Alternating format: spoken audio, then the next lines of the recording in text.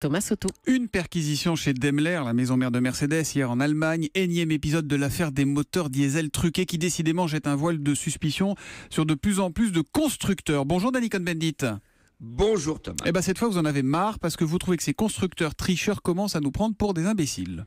Exactement Thomas. Alors, passons en revue les derniers mois. Perquisition donc chez Daimler Mercedes et chez Audi en Allemagne. Procès verbal de la répression des fraudes en France. Évaluation d'une possible amende pour Volkswagen, 19,7 milliards. Les constructeurs français, tous sont dans le collimateur de la justice, ainsi que Fiat Chrysler aux États-Unis. N'en jetez plus, on a compris. Pour conquérir des parts de marché ou garder des parts de marché, tous les constructeurs, visiblement, se sont mis d'accord pour nous emmener, nous les clients, en bateau. Les uns plus ou moins, d'autres visiblement plus, et aucun en tout cas pas du tout. Semaine après semaine, on voit que les enquêtes continuent et que ces constructeurs ont une idée bizarre de la vérité. Des constructeurs automobiles qui nous mènent en bateau, en même temps, c'est pas le moindre des paradoxes, Danny. Bon, qu'est-ce que vous attendez de ceux pour qui il sera avéré qu'ils ont grugé les clients et grugé la planète au passage ?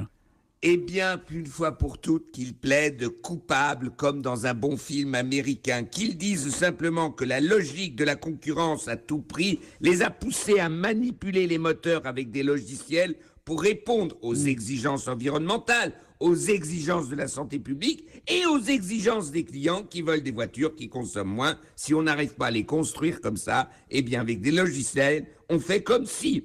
Il ne manque plus que l'on puisse prouver que les constructeurs se sont repassés ces logiciels.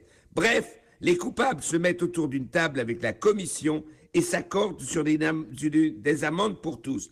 Vu le chiffre d'affaires des uns et des autres, ça pourrait tourner autour de 100 milliards. Ah, donc vous voulez la cagnotte, vous, mais vous feriez quoi de cet argent, de ces 100 milliards ?